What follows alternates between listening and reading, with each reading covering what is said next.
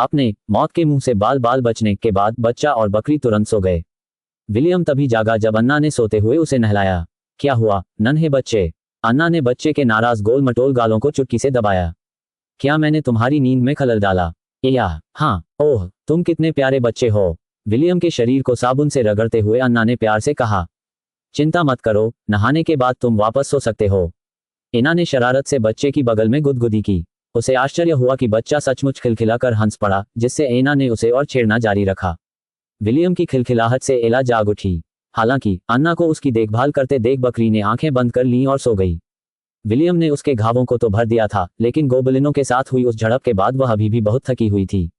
William के नहाने के बाद अन्ना ने उसे एक साफ कपड़े में लपेट दिया। फिर उसने उसे एला के पास लिटा दिया ताकि वह उसका दूध पी सके। बच्चा अपनी इस दिनचर्या का आदी हो चुका था और उसने तुरंत अपनी माँ एला का दूध पीना शुरू कर दिया। योजक चिन्ह योजक चिन्ह योजक चिन्ह योजक चिन्ह योजक चिन्ह। लेस देन दैनिक कार्य, दूध पीना पूरा हो गया है। ग्रेटर देन, लेस देन पुरस्कार, 6 अनुभव अंक ग्रेटर देन। वर्तमान समाप्ति तिथि 365/1366। लेस देन चरवाहा स्तर 1 ग्रेटर देन। कार्य अनुभव 86/200। योजक चिन्ह योजक चिन्ह योजक चिन्ह। मेरे अनुभव अंक 1 अंक बढ़ गए। विलियम ने अपने दैनिक कार्य के बाद प्राप्त अनुभव अंकों को देखते हुए सोचा, ये गैविन के आशीर्वाद का असर हो सकता है। अगर मुझे सही याद है तो उसने कहा था कि नौकरी की श्रेणी प्राप्त करने के बाद मेरे अनुभव अंकों में 20% की वृद्धि होगी। छोटा बच्चा गोबलिनों के साथ अपनी पहली मुठभेड़ से मिले लाभों से काफी खुश था। हालांकि अनुभव अंक हासिल करने के लिए गोबलिनों से लड़ने के विचार से वह अभी भी थोड़ा डरा हुआ था। वह एक शांतिपूर्ण दुनिया से आया था। हालांकि उसने कई काल्पनिक उपन्यास पढ़े थे, लेकिन प्रत्यक्ष अनुभव किसी कहानी को पढ़ने से बिल्कुल अलग था। उसके गले में लटकी अंगूठी में उन्हें कालकोठरी में ले जाने की क्षमता थी। उसके आकलन के अनुसार ये विजय की अंगूठी थी। कलाकृति के विवरण में कहा गया था कि यह उपयोगकर्ता को उस कालकोठरी में जाने की अनुमति देती है जो अंगूठी के अंदर दर्ज थी। जिस कालकोठरी में उनका सामना गोब्लिन से हुआ उसका नाम गोब्लिन क्रिप्ट था। इसमें 20 मंजिलें थीं और इसे ग्रेड डी कालकोठरी माना जाता था। जैसा कि नाम से ही स्पष्ट है, इस कालकोठरी में मुख्य रूप से गोब्लिन ही रहते थे। विलियम उन भयानक जीवों को याद करके कांप उठा, जिन्होंने लगभग उसे पुनर्जन्म के चक्र में वापस भेज दिया था। उद्धरण ... पहले मेरी काबिलियत देख लेते हैं, शायद मुझे कुछ काम की चीज मिल जाए। विलियम ने फिलहाल गोब्लिनों के बारे में चिंता न करने का फैसला किया। मेरी जॉब क्लास में एक लेवल बढ़ गया है। विलियम इस प्रगति से काफी खुश था और उसने तुरंत अपनी शेपर्ड जॉब क्लास पर स्किल ट्री खोल लिया। 4 प्रकार के कौशल उपलब्ध थे। पहले वाले का नाम स्टाफ मास्टरी था। योजक चिन्ह योजक चिन्ह योजक चिन्ह योजक चिन्ह योजक चिन्ह। Less than staff mastery greater than. निष्क्रिय, कर्मचारियों से संबंधित किसी भी हथियार की क्षति को 10% तक बढ़ा देता है। योजक चिन्ह योजक चिन्ह योजक चिन्ह योजक चिन्ह योजक चिन्ह योजक चिन्ह। विलियम ने अपनी स्टेटस स्क्रीन पर उपलब्ध 3 जॉब पॉइंट्स को देखते हुए सोचा, ये स्किल वाकई में बुरी नहीं है। अंतिम निर्णय लेने से पहले चलो बाकी स्किल्स के बारे में पढ़ लेते हैं। योजक चिन्ह योजक चिन्ह योजक चिन्ह योजक चिन्ह योजक चिन्ह। लेस देन भेड़ की खाल में भेड़िया ग्रेटर देन। निष्क्रिय, झुंड के सभी आंकड़ों में 1 की वृद्धि होती है। योजक चिन्ह योजक चिन्ह योजक चिन्ह योजक चिन्ह योजक चिन्ह। ये तो बहुत ही बढ़िया कौशल है। विलियम ने चमकती आंखों से कौशल का विवरण देखा। इससे उसकी मां एला की युद्ध क्षमता में निश्चित रूप से वृद्धि होगी। योजक चिन्ह योजक चिन्ह योजक चिन्ह योजक चिन्ह योजक चिन्ह। Less than magnum burst greater than. 5 माना पॉइंट्स। ये हमला करने वाले के आसपास 3 वर्ग मीटर तक के क्षेत्र में व्यापक क्षति पहुंचाता है। पहुंचाया गया नुकसान ताकत के 2 गुना के बराबर है। नॉकबैक प्रभाव। लेस देन पैरी ग्रेटर देन। निष्क्रिय, हमले को रोकने की संभावना 5% बढ़ जाती है। आवश्यकता, केवल स्टाफ और पोल प्रकार के हथियारों के लिए काम करता है। योजक चिन्ह योजक चिन्ह योजक चिन्ह योजक चिन्ह योजक चिन्ह। 1 सक्रिय और 3 निष्क्रिय कौशल। विलियम ने सोचा, मैग्नम बर्स्ट मिलना आदर्श है क्योंकि यह मुझे एक आक्रामक कौशल प्रदान करता है। बाकी कौशल सहायक प्रकार के हैं। काफी सोच विचार के बाद विलियम ने सूची में से मैग्नम बर्स्ट और वुल्फ इन शीप्स क्लॉथिंग को चुनने का फैसला किया। उसने आक्रमण कौशल पर 1 कौशल बिंदु और सहायक कौशल पर 2 कौशल बिंदु लगाए। विलियम जानता था कि अगर वह फिर से कालकोठरी को चुनौती देगा तो उसे ज्यादातर समय अपनी मामा एला की मदद पर निर्भर रहना होगा। मामा एला की सहायता करने के लिए सहायक कौशल को मजबूत करने से उसकी सुरक्षा सुनिश्चित होगी। जहां तक आक्रमण कौशल की बात है, यह उसका अंतिम उपाय होगा जब हालात बेकाबू हो जाएंगे। लेवल अप होने पर मुझे अपनी ताकत में अंक जोड़ने होंगे। अब मामा एला की स्थिति देखने का समय आ गया है। योजक चिन्ह योजक चिन्ह योजक चिन्ह योजक चिन्ह योजक चिन्ह। नस्ल, अंगोरियन बकरी। Hit points 100/100। माना 20/20। लेस देन शक्ति 2 ग्रेटर देन। लेस देन चपलता 3 ग्रेटर देन। लेस देन जीवन शक्ति 4 ग्रेटर देन। लेस देन बुद्धिमत्ता, two greater than. Less than निपुणता, टू ग्रेटर दैन। उपलब्ध स्टेट पॉइंट्स 2। उपलब्ध कौशल अंक 2। वर्तमान समाप्ति तिथि 80/200। योजक चिन्ह योजक चिन्ह योजक चिन्ह योजक चिन्ह। विलियम ने देखा कि उसकी मां एला का वर्तमान अनुभव उसके अनुभव के बराबर था। बिना ज्यादा सोचे समझे बच्चे ने तुरंत एला की फुर्ती में 2 अंक बढ़ा दिए।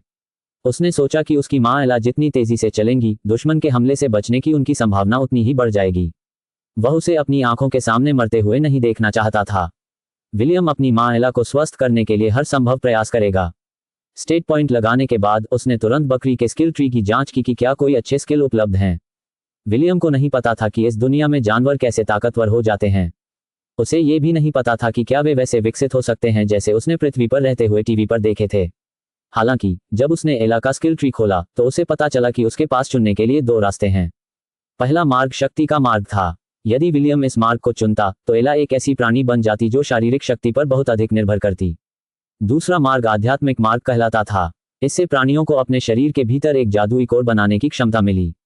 इस जादुई कोर का कार्य प्राणी को अपने वातावरण में मौजूद जादुई शक्ति का उपयोग करने में सहायता करना था। विलियम के अनुभव के आधार पर एक हाइब्रिड बनाने से एला की ताकत जरूरी नहीं कि बढ़ जाए, बल्कि लंबे समय में यह उसे काफी कमजोर भी कर सकता है। फिलहाल हम शक्ति का मार्ग चुनते हैं, विलियम ने फैसला किया। शुरुआती दौर में हम जादू के बजाय ताकत की रणनीति अपनाएंगे। खेल के अंत में हम आत्मा का मार्ग चुन सकते हैं। Chapter 12 steel armament, rush attack और हॉर्न असॉल्ट। विलियम ने तीनों विकल्पों को देखते हुए सोचा। योजक चिन्ह योजक चिन्ह योजक चिन्ह योजक चिन्ह योजक चिन्ह। लेस दैन इस्पात शस्त्र ग्रेटर दैन। 5 माना पॉइंट्स। उस प्राणी के सींग और खुरों को स्टील की तरह कठोर बना दो। इस कौशल को अपग्रेड नहीं किया जा सकता है।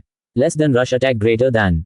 5 माना पॉइंट्स। अविश्वसनीय गति से दुश्मन पर हमला करता है। इस हमले की गति एजिलिटी स्टेट X3 पर निर्भर करेगी। Less than horn assault greater than. 5 माना पॉइंट्स। दुश्मन को करारा प्रहार करता है। इससे लक्षित व्यक्ति चौंक सकता है। क्षति की गणना शक्ति सांख्यिकी X2 के आधार पर की जाती है। योजक चिन्ह योजक चिन्ह योजक चिन्ह योजक चिन्ह योजक चिन्ह। विलियम ने बिना सोचे समझे स्टील आर्ममेंट को चुन लिया। सींग और खुर उसकी मां एला के मुख्य हथियार थे। अगर इसे मजबूत कर दिया जाए तो उसकी युद्ध क्षमता में निश्चित रूप से सुधार होगा। अभी के लिए दूसरा पॉइंट रश अटैक पर लगा देते हैं। मैं हॉर्न असॉल्ट बाद में ले लूंगा, मामा एला का लेवल बढ़ने के बाद। इसके साथ मुझे पूरा भरोसा है कि हम एक गोब्लिन के साथ आमने सामने की लड़ाई आसानी से लड़ पाएंगे। विलियम ने देखा था कि एला ने उस पर बेस्टो स्किल का प्रयोग करने के बाद 3 घायल गोब्लिनों को कैसे संभाला था। हालांकि वह 100% आश्वस्त नहीं था, लेकिन उसे पूरा भरोसा था कि अगर एला किसी गोब्लिन से अकेले मुकाबला करे तो वह हार नहीं मानेगी। सभी आवश्यक तैयारियां कर लेने के बाद भी विलियम को यह तय करने में दुविधा थी कि उसे कालकोठरी में वापस जाना चाहिए या नहीं। आखिरकार वह अभी भी 1 साल का बच्चा था जिसकी मानसिक क्षमता 18 साल के लड़के जैसी थी। विलियम के लिए वह थोड़ा बड़ा होने पर कालकोठरी में जा सकता था और यह सुनिश्चित कर सकता था कि वह और एला दोनों किसी खतरे में न हों। हालांकि इतनी कम उम्र में ताकतवर बनने का लालच रोकना बहुत मुश्किल था। मुझे लगता है कि मैं पहले मामा एला से इस बारे में बात कर लूंगा। विलियम ने आह भरी। अगर उन्हें लगता है कि यह बहुत खतरनाक है तो मैं कुछ साल और बड़ा होने तक इंतजार करूंगा, उसके बाद ही हम दोबारा कालकोठरी में जाने की कोशिश करेंगे। मानो उसी क्षण का इंतजार कर रही हो, सोई हुई बकरी आखिरकार जाग उठी और विलियम के चेहरे को चाट लिया। एयाह, सुप्रभात माँ। मी एयाह माँ, मुझे आपसे कुछ जरूरी बात करनी है। मी एयाह, यह इसके बारे में है। जब बच्चा और बकरी आपस में दिल खोलकर बातें कर रहे थे तब मोड्रेट जागीर के काम निपटाने के लिए घर से निकल चुका था। वहीं दूसरी ओर अन्ना उनके लिए दोपहर का खाना बना रही थी, जबकि नौकरानियां घर के बाकी काम कर रही थीं। घर जैसा सुकून कहीं नहीं। घर के बाहर से एक बुलंद आवाज सुनाई दी। मालिक, आप आखिरकार वापस आ गए। एक नौकरानी ने झुककर उस व्यक्ति का अभिवादन किया जो चेहरे पर बड़ी मुस्कान लिए घर में दाखिल हुआ था। उस आदमी के बाल सफेद थे और वह दिखने में इतना आकर्षक था कि दुनिया की कोई भी किशोरी उसे शुगर डैडी कह देती। उसकी बेदाग मुस्कान देखकर नौकरानी शर्मा गई और उसने मुस्कुराते हुए उसे सिर हिलाकर अभिवादन किया। मैंने सुना है कि मेरा पोता यहाँ है, बूढ़े आदमी ने कहा। वह कहाँ है? गुरुजी, यदि आप युवा लॉर्ड मैथ्यू के बारे में बात कर रहे हैं तो वह इस समय अपने शिक्षक के साथ अध्ययन कक्ष में हैं। क्या मुझे उन्हें बुलाना चाहिए? मैं मैथ्यू की बात नहीं कर रहा हूँ, मैं अपने दूसरे पोते की बात कर रहा हूँ। नौकरानी ने सहमति में सिर हिलाया। छोटा विलियम इस समय लेडी अन्ना और सर मोड्रेट के शयन कक्ष में है। ठीक है, अपने काम पर लौट जाओ। उस आदमी ने हाथ हिलाया और सीधे दूसरी मंजिल की ओर चल दिया जहां विश्राम कक्ष स्थित थे। एयाह माँ, आपको क्या लगता है? उद्धरण चिन्ह ... मी। जब विलियम अपनी माँ एला के जवाब का इंतजार कर रहा था तभी एक अज्ञात व्यक्ति बेडरूम में घुस आया। आहा, तुम यहाँ हो, नन्हे से जीव। आदमी हंसते हुए विलियम को कालीन से उठाकर हवा में ऊंचा उठा लिया। तुम निश्चित रूप से मेरे पोते हो, तुम्हारे ये लाल बाल और हरी आंखें मुझे तुम्हारे माता पिता की याद दिलाती हैं। विलियम ने अपनी छोटी सी गोल मटोल मुट्ठी से उस अनजान आदमी के चेहरे पर एक जोरदार थप्पड़ मारा, लेकिन वह आदमी केवल हंस पड़ा।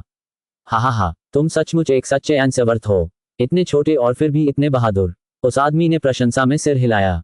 मेरी बात सुनो नन्हे शैतान, मैं तुम्हारा दादा हूँ। दादा, बोलो दादा। या, हाँ, नहीं, ये लो। पानी की कुछ बूंदें उस आदमी के चेहरे पर गिरीं। विलियम की खिलखिलाहट कमरे में गूंज उठी, जबकि उसके दादाजी उसे एक जटिल भाव से देख रहे थे। कुछ ही पलों बाद वह आदमी जोर से हंसा और बच्चे के साथ खिलखिलाकर हंसने लगा। जब अन्ना अपने शयन कक्ष में लौटी तो उसने यही दृश्य देखा। नौकरानी ने उसे बताया था कि उसके ससुर यात्रा से लौट आए हैं। जब बूढ़े व्यक्ति ने उसके पति मोड्रेड को खोजने के बजाय पहले विलियम को ढूंढना शुरू किया तो उसे थोड़ा आश्चर्य हुआ। एना ने अपने होंठ ढंक लिए और सामने के इस मजेदार दृश्य को देखकर खिलखिला उठी। पेशाब से सने उसके ससुर अपनी गोद में खिलखिलाते बच्चे के साथ हंस रहे थे। पिताजी, आप आखिरकार लौट आए, अन्ना ने खुद को संभालते हुए अभिवादन किया। आह अन्ना, मैं वापस आ गया हूँ, मॉड्रेड और मॉर्गन के पिता जेम्स ने मुस्कुराते हुए जवाब दिया। ये बच्ची तो वाकई बहुत शरारती है। विलियम आमतौर पर एक अच्छा बच्चा है, अन्ना मुस्कुराई। ये पहली बार है जब मैं उसका शरारती रूप देख रही हूँ। खैर, लड़के शरारती होते ही हैं, जेम्स ने सहमति जताते हुए कहा।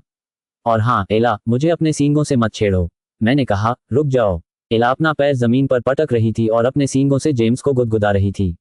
जेम्स उसके बच्चे के साथ जिस तरह का बर्ताव कर रहा था उससे वह बहुत नाराज थी। अगर उसे पालने वाला यह आदमी न होता तो वह अपनी पूरी ताकत से उसे अपने सींगों से घायल कर देती। विलियम के आने के बाद से एला उसकी देखभाल कर रही है, अन्ना ने बताया। मुझे लगता है कि वह उसे अपने बच्चे की तरह मानती है।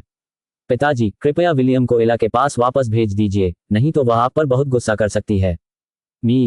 अरे मैं तो बस 1 साल के लिए गया था और तुम ये भी भूल गए कि मैंने तुम्हें कैसे पाला पोसा था। कितने एहसान फरामोश हो तुम। जेम्स ने नाक से कुड़ी, लेकिन उसके होठों पर मुस्कान बनी रही। ठीक है, मैं पहले नहा लेता हूँ, तुम इस बच्चे का ख्याल रखना। जेम्स ने विलियम को अन्ना को सौंप दिया और गुनगुनाते हुए कमरे से बाहर निकल गया। स्पष्ट था कि वह अच्छे मूड में था। शरारती बच्चे। अन्ना ने विलियम के गोल मटोल गालों को हल्के से चुटकी ली। ये तुम्हारे दादाजी हैं, उन पर पेशाब मत करना, ठीक है? हाँ, मैं इस बारे में सोचूंगा। हालांकि विलियम की अपने दादा जेम्स से यह पहली मुलाकात थी, फिर भी उसे वह बूढ़ा व्यक्ति पसंद आया। बेशक जेम्स बूढ़े नहीं दिखते थे, वास्तव में वे एक ऐसे अधेड़ उम्र के व्यक्ति की तरह दिखते थे जो अभी भी अपनी जवानी में थे। विलियम इस जीवन में अपने परिवार के बारे में और अधिक जानने के लिए उत्सुक था और उसने प्रार्थना की कि वह उन सभी के साथ अच्छे संबंध बना सके। चैप्टर 13। तो विलियम, तुम्हारा क्या ख्याल है?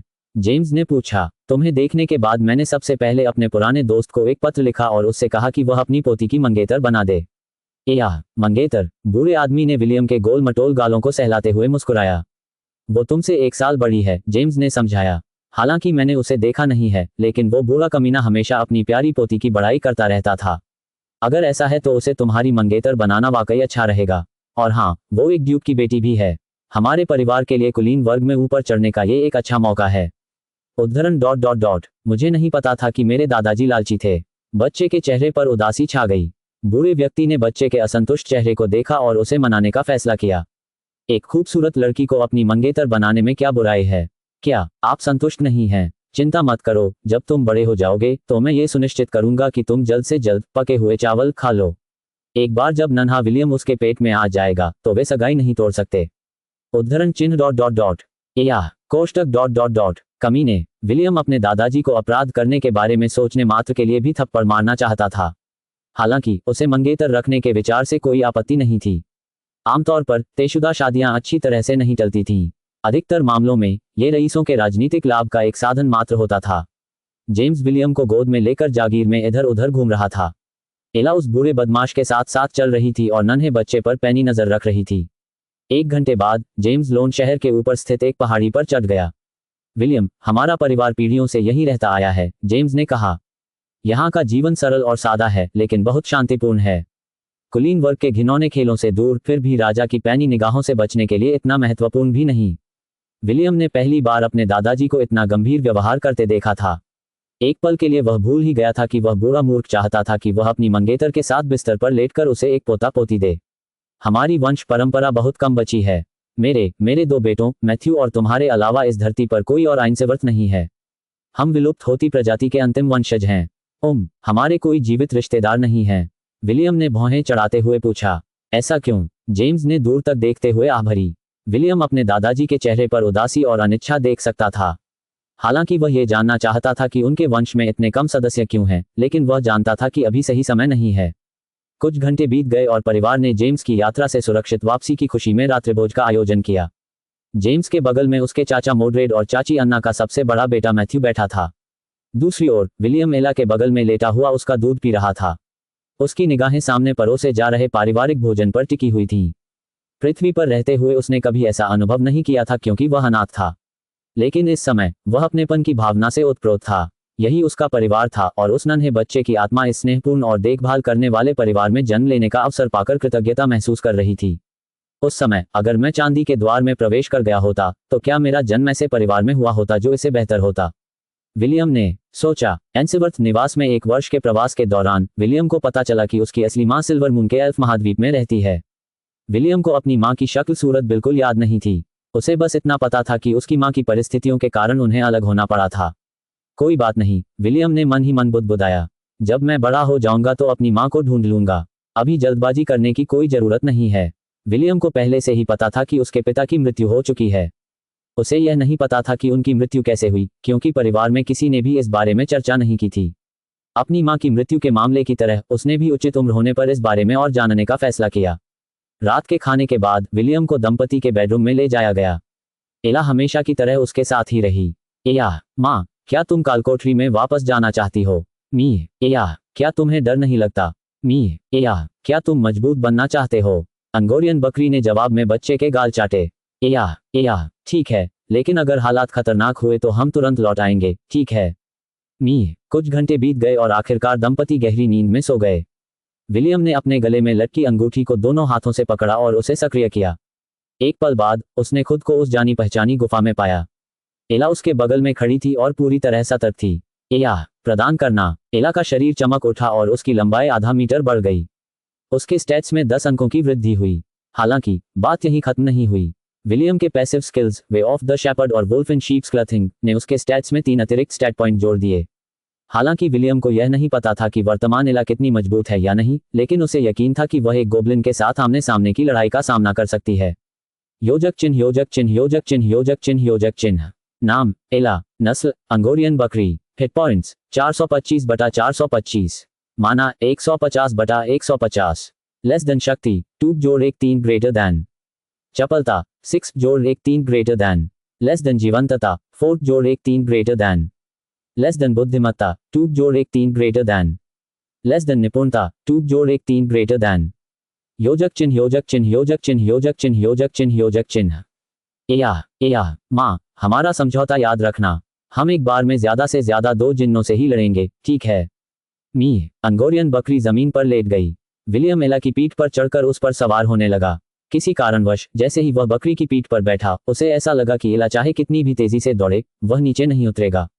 ऐसा लग रहा था मानो वे दोनों एक ही इकाई में विलीन हो गए हों। यह एक अजीब सी अनुभूति थी, लेकिन उसे यह नापसंद नहीं थी। एया, चलो माँ, मी। बच्चा और बकरी चुपके से गोब्लिन क्रिप्ट की गहराई में घुस गए। विलियम का दिल जोर से धड़क रहा था। हालांकि वह डरा हुआ था, लेकिन साथ ही साथ वह उन नायकों में से एक बनने की संभावना से भी उत्साहित था जिनके बारे में उसने पृथ्वी पर उपन्यासों में पढ़ा था। चैप्टर 14। कालकोठरी में पहुंचने के 15 मिनट बाद विलियम और एला को अपना पहला लक्ष्य मिल गया। यह एक अकेला जिन था जो उस समय एक अलाव के ऊपर अजीबोगरीब नृत्य कर रहा था। सुरक्षा कारणों से विलियम एला की पीठ से उतर गया ताकि बकरी अपनी सुरक्षा की चिंता किए बिना लड़ सके। एया, मामा एला, स्टील आर्मामेंट का प्रयोग करें। बकरी ने लड़ने की मुद्रा अपनाई और उसके सींग और खुर एक पल के लिए चमक उठे। स्टील आर्मामेंट स्किल की अवधि 1 घंटा थी। यह एक बहुत ही उपयोगी कौशल था जो ये सुनिश्चित करता था कि एला के प्राथमिक हथियार स्टील जितने कठोर हों। एया, रश अटैक का प्रयोग करें। मी। विलियम ने देखा कि एला की छवि उसकी जगह से धुंधली हो गई। अगले ही पल अलाव पर नाच रहा जिन जोर से चीखा और टक्कर के कारण उसका शरीर कुछ मीटर दूर जा गिरा। एला ने तुरंत अपने खुरों से उस जिन के चेहरे पर बार बार वार किया। विलियम ने अपने सामने के इस क्रूर दृश्य को देखकर अपनी आंखें आधी ढक लीं। उसने अपनी आंखें तभी खोली जब उसे एक सूचना की घंटी सुनाई दी। लेस देन प्राप्त अनुभव अंक 60 ग्रेटर दैन। वर्तमान समाप्ति तिथि 424/1366। कार्य अनुभव शेपर्ड लेवल 1 140/200। एला विजयी भाव से उसके पास लौट आई। बकरी ने बच्ची के गाल चाटकर उसे आश्वस्त किया कि वह ठीक है। एला, शाबाश माँ। मी 2 और गोबलिन को हराने के बाद एला का कौशल स्तर एक और बढ़ गया। चूंकि एला और विलियम का कौशल स्तर समान है, इसलिए दोनों का कौशल स्तर एक साथ बढ़ गया। वर्तमान समाप्ति तिथि 544/1366। Less than shepherd level 2 greater then.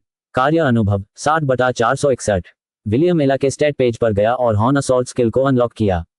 चूंकि एक अतिरिक्त स्किल पॉइंट था, उसने उसे भी हॉर्न असॉल्ट पर लगाने का फैसला किया। बाकी बचे 2 स्टैट पॉइंट्स को उसने एला की एजिलिटी में लगाने का निर्णय लिया। एला के लिए उसकी युद्ध योजना सरल थी। वह चाहता था कि एला आक्रमण और पीछे हटने दोनों में यथासंभव फुर्तीली हो। चूंकि उसके पास बेस्टो स्किल और वुल्फ्स इन शीप्स क्लथिंग थी, इसलिए उसे फिलहाल ताकत बढ़ाने के लिए और अंक जोड़ने की चिंता करने की जरूरत नहीं थी। विलियम का जॉब लेवल भी बढ़ गया था, इसलिए उसके पास 3 अतिरिक्त स्किल पॉइंट उपलब्ध थे। सच कहूं तो गैविन के आशीर्वाद से मिले इस एक मुफ्त अतिरिक्त स्किल पॉइंट के लिए वह वास्तव में बहुत आभारी था। उसने बिना सोचे समझे अपने सारे skill points wolf in sheep's क्लथिंग में लगा दिए, जिससे एला के स्टेट पॉइंट्स में जबरदस्त बढ़ोतरी हुई। लेस देन भेड़ की खाल में भेड़िया 4/10 ग्रेटर देन। निष्क्रिय झुंड के सभी आंकड़े 4 अंक बढ़ जाते हैं। योजक चिन्ह योजक चिन्ह योजक चिन्ह योजक चिन्ह योजक चिन्ह। लेस देन शक्ति 2 जोड़ 1 7 ग्रेटर देन। चपलता 8 जोड़ 1 7 ग्रेटर देन। लेस देन जीवंतता 4 जोड़ 1 7 ग्रेटर देन। लेस देन बुद्धिमत्ता 2 जोड़ 1 7 ग्रेटर देन।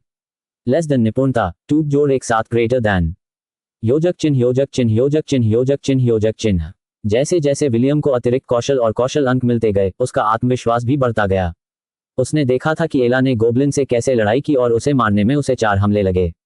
गोबलिन का शरीर प्रकाश के कणों में परिवर्तित हो गया और कालकोठरी से गायब हो गया। कुछ भी गिरा हुआ नहीं। विलियम उस जगह को घूर रहा था जहां गोबलिन मरा था। खून भी गायब हो गया था, मानो कालकोठरी की जमीन उसे सोख ले। दोनों ने गोबलिन की तलाश जारी रखी। आधा घंटा बीत गया और उन्हें पहले से लड़े गए गोबलिन के अलावा कोई और गोबलिन नहीं मिला। काश इस कालकोठरी का कोई नक्शा होता, विलियम ने सोचा। बिना देखे यहां घूमना मुश्किल है। जैसे ही विलियम के मन में नक्शे का ख्याल आया, उसके सामने एक भूदृश्य प्रकट हो गया। नक्शे का 70% हिस्सा अभी भी अंधेरे में डूबा हुआ था। केवल वही स्थान दिखाई दे रहे थे जिनकी उन्होंने पहले खोजबीन की थी। वाह, मांगो और पाओ वाली कहावत बिल्कुल सच है, विलियम ने अपने सामने रखे नक्शे को देखते हुए कहा। नेविगेशन सिस्टम के अलावा क्या मैं और भी सुविधाओं का इस्तेमाल कर सकता हूँ? क्या मैं चीट कोड का इस्तेमाल कर सकता हूँ? या लालच अच्छा है। 9,99,999। विलियम चारों ओर देखता रहा और सोने के सिक्कों के प्रकट होने की उम्मीद लगाए बैठा रहा, लेकिन कुछ नहीं हुआ। बच्चे ने तिरस्कार से अपने होंठ सिकोड़ लिए। विलियम के चेहरे पर कभी हार न मानने का भाव था और वह पृथ्वी पर खेले गए खेलों के चीट कोड चिल्ला रहा था। या डीबो मोड 1। या ऊपर नीचे बाएं दाएं ए बी चुने शुरू करें। या टूलअप। या कछुआ। या ऑफ रोड। या रोजबर्ड। या अत्यधिक शक्ति। या हुजियो डैडी। विलियम ने अपने जाने पहचाने चीट कोड चिल्लाकर खत्म किए और हॉर्न लगा। कुछ मिनटों तक बच्चे और बकरी के बीच अजीब सी खामोशी छाई रही। अरे वाह टिल्ड, तो एनजी जोड़ वर्जन खेलने से पहले मुझे ये गेम पूरा करना होगा। ठीक है, चुनौती स्वीकार है, विलियम ने सोचा और अपनी मामा एला को इशारा किया कि वह उसे अपनी पीठ पर बैठने दे। अपने सामने नक्शा लहराते हुए विलियम ने आसानी से गुफा में रास्ता खोज लिया। नक्शे में अज्ञात स्थानों की खोज करते समय उसे गलती से नीचे की ओर जाने वाली एक सीढ़ी मिल गई। सच कहूं तो उसका मन अगले तल पर जाने का कर रहा था, लेकिन विलियम स्वभाव से हर काम पूरा करने वाला था। थोड़ी देर सोचने के बाद उसने गोबलिन क्रिप्ट के दूसरे तल पर जाने से पहले तल का पूरा नक्शा बनाने का फैसला किया। 1 घंटे तक इधर उधर घूमने के बाद वे आखिरकार नक्शे का 70% हिस्सा साफ करने में सफल रहे। ठीक उसी समय विलियम ने अपने सामने के खाली स्थान में 2 लाल बिंदु देखे। आखिरकार विलियम ने सोचा, दूसरे दौर का समय आ गया है। या माँ, रश अटैक का इस्तेमाल करो। या माफ करना माँ, मैं भावनाओं में बह गया था। एला जमीन पर लेट गई ताकि विलियम घोड़े से उतर सके। विलियम छिपने के लिए कोने की ओर रेंगता हुआ चला गया। एला तुरंत दोनों जिन्नों पर झपट पड़ी और उनसे लड़ने लगी। बच्चा अपने सामने के दृश्य में इतना मग्न था कि उसने नक्शे पर उस लाल बिंदु को नहीं देखा जो धीरे धीरे उसके पीछे बढ़ता जा रहा था। चैप्टर 15। जब विलियम मंगोरियन बकरी को 2 गोबलिनों से लड़ते हुए देख रहा था, तभी अचानक उसके सामने लकड़ी का डंडा प्रकट हो गया, जिससे लड़ाई का दृश्य अवरुद्ध हो गया। इस स्टाफ में क्या गड़बड़ है, विलियम ने सोचा। जैसे ही संकेत मिला, कर्मचारी ने उसकी स्क्रीन पर नक्शे पर टैप किया, जिसमें वह लाल बिंदु दिखाई दे रहा था जो उसके पीछे से चुपके से आ रहा था। जब विलियम ने देखा कि लाल बिंदु लगभग उसके स्थान पर पहुंच गया है, तो उसका शरीर अकड़ गया। घबराहट में उसने लकड़ी की लाठी दोनों हाथों से पकड़ ली। फिर उसने धीरे से अपना सिर पीछे की ओर घुमाया। उससे 4 मीटर दूर खड़ा एक जिन, जिसके हाथों में लकड़ी की 2 लाठियां थीं, गुस्से से गुर्राया। या मामा। जैसे ही गोब्लिन विलियम पर हमला करने वाला था, एक सफेद धुंधली सी चीज उसके पास से गुजरी और गोब्लिन को विपरीत दिशा में धकेल दिया। विलियम की रक्षा करने के इरादे से एला उसके सामने खड़ी हो गई। एला के हमले में जान न लगने के कारण दूर धकेला गया जिन धीरे धीरे उठ खड़ा हुआ। बकरी से पहले जिन 2 अन्य जिन्नों से लड़ाई हुई थी, वे लगभग अनहाम थे और उनकी ओर ही बढ़ रहे थे। माँ, चलो पीछे हटते हैं। अंगोरियन बकरी ने बिना किसी हिचकिचाहट के बच्चे के कपड़े नोच लिए और भाग गई। सुरक्षित स्थान पर ले जाते समय विलियम को एहसास हुआ कि वह अपनी क्षमताओं को लेकर कुछ ज्यादा ही आत्मविश्वास में था। उसने सोचा था कि एला की नई शक्तियों और अपने नक्शे की बदौलत वह जय हो जाएगा। मैं बहुत घमंडी हो गया था, विलियम ने सोचा। मैं भूल गया था कि यह एक कालकोठरी है। राक्षस कहीं भी कभी भी पैदा हो सकते हैं। अतीत में खेले गए खेलों के आधार पर गुफा या घनी घास में जाने पर इस तरह की आकस्मिक मुठभेड़ें बहुत आम थीं। अगर लाठी प्रकट होकर उसे खतरे की याद न दिलाती तो विलियम शायद अब तक पैनकेक की तरह कुचल चुका होता। जब एला ने आखिरकार विलियम को जमीन पर उतारा तो बच्चा अभी भी गहरी सोच में डूबा हुआ था। माँ, मुझे माफ करना। मैं भविष्य में और अधिक सावधान रहूंगा। मैं वादा करता हूँ। एला ने विलियम को 5 मिनट तक परेशान किया, तब जाकर वह आखिरकार मान गई। इसके साथ ही बच्चा और बकरी दुविधा में पड़ गए। अगर वे गोब्लिन का शिकार नहीं करेंगे तो उन्हें अनुभव अंक नहीं मिलेंगे, और अगर उन्हें अनुभव अंक नहीं मिलेंगे तो वे लेवल अप नहीं कर पाएंगे। इस घटना के बाद एला विलियम का साथ छोड़ने को बिल्कुल तैयार नहीं थी। बच्चा अपनी मां की चिंता समझ गया था, इसलिए उसने कुछ और नहीं कहा। मुझे क्या करना चाहिए? विलियम सोचने लगा। काश कोई ऐसी जगह होती जहां राक्षस मुझ पर हमला न कर सकें।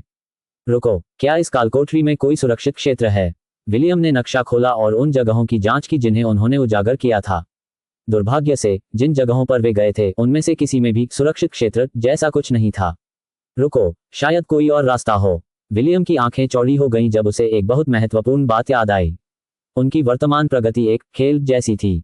उसने जितने भी खेल उपन्यास पढ़े थे उन सभी में एक शक्तिशाली शक्ति होती थी जो नायकों का जीवन आसान बनाने में मदद करती थी। वह शक्तिशाली सत्ता क्या है? वह और कोई नहीं बल्कि सिस्टम। विलियम ने तुरंत अपनी आंखें बंद कर लीं। उसे ऐसा महसूस हुआ कि उसे बस उसे पुकारना है और वह प्रकट हो जाएगा। अंधेरे में दूर कहीं कोई चमकदार चीज चमकी। बच्चा तुरंत उस जगह की ओर बढ़ा और उसे वह चीज मिल गई जिसकी उसे तलाश थी। 3 वेदियों के ऊपर वे उपहार रखे हुए थे जो उन्हें पुनर्जन्म के चक्र में जाने से पहले तीनों देवताओं द्वारा दिए गए थे। एक शतरंज का मोहरा, एक सीपीयू कोर और एक लॉलीपॉप। हालांकि विलियम को यह नहीं पता था कि शतरंज का मोहरा और लॉलीपॉप क्या कर सकते हैं, उसने फिलहाल उन्हें नजरअंदाज कर दिया और सीधे सीपीयू कोर को छूने चला गया। जैसे ही उसके हाथ केंद्र बिंदु को छुए, एक चकाचौंध भरी रोशनी ने उसकी आंखों को घेर लिया। डिंग, सिस्टम सक्रिय हो गया है। आत्मा की पहचान की तैयारी। मेजबान की पहचान हो गई है। लेस देन लोड हो रहा है। Greater than. त्रुटि, होस्ट ने सिस्टम खोलने के लिए न्यूनतम आवश्यकता पूरी नहीं की है। लेस देन सिस्टम 3, 2, 1 में बंद हो जाएगा। Greater than. प्रकाश कम हो गया और सीपीयू कोर की चमक फीकी पड़ गई। विलियम ने निराशा से देखा और मूल्यांकन कौशल का उपयोग करके गेविन द्वारा दिए गए उपहार को सक्रिय करने की आवश्यकताओं की जांच की। Less than CPU core greater than. Less than सक्रियण आवश्यकता। नौकरी स्तर 10 ग्रेटर देन। 10वां जॉब लेवल। विलियम ने अपना सिर झुकाया। मैं फिलहाल दूसरे लेवल पर हूं। सिस्टम खोलने के लिए मुझे 8 और लोगों की जरूरत है। बच्चे ने आंखें खोली और आह भरी। उसके पास वास्तव में एक तंत्र था, लेकिन फिलहाल वह उसे खोल नहीं पा रहा था। मुझे हर हाल में सिस्टम को सक्रिय करना ही होगा। विलियम ने काफी देर तक सोच विचार करने के बाद फैसला लिया। मामा एला, चलो अभी वापस चलते हैं। विलियम ने अंगूठी को सक्रिय किया और बैठक कक्ष में लौट आया। हालांकि उनका रोमांच समय से पहले ही समाप्त हो गया, विलियम को ऐसा नहीं लगा कि उसे अपने अन्वेषण से कुछ भी हासिल नहीं हुआ। कम से कम उसे एक लेवल तो मिल ही गया। दूसरे, वह गेविन द्वारा दी गई वस्तु के बारे में और अधिक समझने में सक्षम हो गया। विलियम को यह नहीं पता था कि उसकी चेतना के सागर में तैरती हुई तीनों वस्तुएं वास्तव में साधारण वस्तुएं नहीं थीं, बल्कि दिव्य शक्तियां थीं। इन देवियों को ईश्वर का सार भी कहा जा सकता है, और इनमें ऐसी शक्ति समाहित थी जो संसार के नियमों को प्रभावित कर सकती थी। बेशक इन देवियों की भी कुछ सीमाएं थीं। सूरज उगने पर विलियम ने अपना प्रयोग शुरू करने से पहले मोड्रेड और अन्ना के कमरे से बाहर जाने का इंतजार किया। वह जमीन पर बैठ गया और लकड़ी की छड़ी को बुलाया। छड़ी उससे 1 मीटर दूर हवा में लटकी रही, मानो उसके आदेश की प्रतीक्षा कर रही हो। Magnum burst. कर्मचारियों ने फर्श पर थपथपाया और हवा का एक झोंका एला को विलियम से कुछ मीटर दूर धकेल गया। उसके पास के कालीन और कुर्सी भी उड़ गए।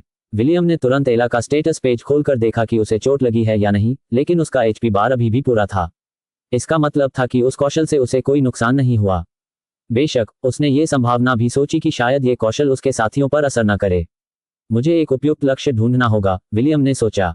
एया, माँ, मुझे गोद में उठा लो। मी, एया, मैं बाहर जाना चाहती हूँ। मी, बकरी लेट गई और विलियम को उस पर चढ़ने दिया। कालकोठरी में जो हुआ था, ठीक उसी तरह विलियम को लगा कि वह और एला एक हो गए हैं। यह एक अवास्तविक अनुभूति थी। उसे ये भी लगा कि चाहे वह अपने शरीर को इधर उधर हिलाए, वह उसकी पीठ से नहीं गिरेगा।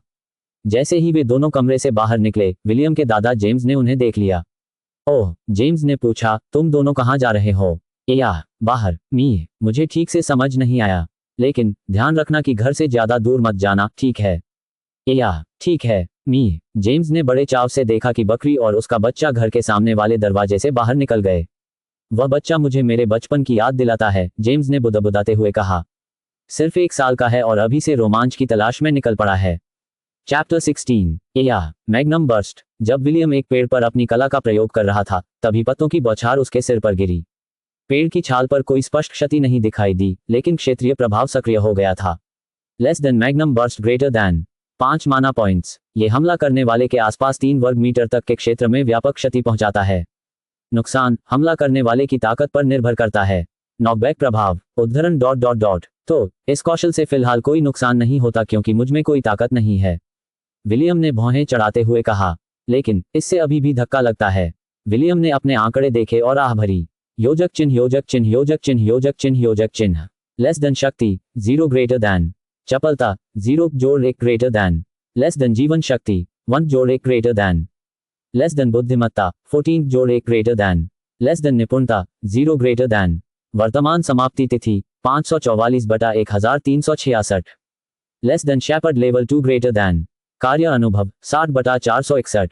योजक चिन्ह योजक चिन्ह योजक चिन्ह योजक चिन्ह योजक चिन्ह। मुझे अपनी क्षमताओं को बढ़ाने के लिए अगले स्तर तक पहुंचने से पहले 822 और अनुभव अंक चाहिए, विलियम ने सोचा। एक गोब्लिन को मारने से मुझे 60 अंक मिलते हैं। स्तर बढ़ाने के लिए मुझे 14 गोब्लिन मारने होंगे। क्या मुझे स्तर बढ़ाते समय अपने अंक शक्ति स्ट्रेंथ में जोड़ने चाहिए? काफी सोच विचार के बाद विलियम ने फैसला किया कि यह अच्छा विचार नहीं है। भले ही वह अपनी ताकत में कुछ अंक जोड़ ले, फिर भी वह दुश्मन को भारी नुकसान नहीं पहुंचा पाएगा। बुद्धि में अंक जोड़ना ज्यादा बेहतर होगा क्योंकि इससे वह अपनी मां एला की मदद कर सकेगा। मैग्नम बर्स्ट एक अच्छी स्किल है क्योंकि यह मुझे किसी भी ऐसे व्यक्ति को पीछे धकेलने की क्षमता देती है जो मुझे निशाना बनाने की हिम्मत करता है। इससे मामा एला को मेरी मदद के लिए आने का पर्याप्त समय भी मिल जाएगा। हालांकि अभी इससे कोई नुकसान नहीं होता, लेकिन इससे होने वाला धक्का मुझे सुरक्षित रखेगा। योजक चिन्ह योजक चिन्ह योजक चिन्ह योजक चिन्ह। माँ, हॉर्न असॉल्ट का इस्तेमाल करो। मी, एला के सींगों का आकार 2 गुना हो गया और वे खूनी लाल रंग से चमकने लगे। गोब्लिन को भाले से छेद दिया गया और वह बुरी तरह चीखने लगा। एला ने अपने लक्ष्य को भाले से छेदने के बाद भी रुकने का नाम नहीं लिया। इसके बजाय वह गोब्लिन को चूर चूर करने के इरादे से कालकोठरी की दीवार की ओर दौड़ पड़ी। लेस देन प्राप्त अनुभव अंक 60 ग्रेटर दैन।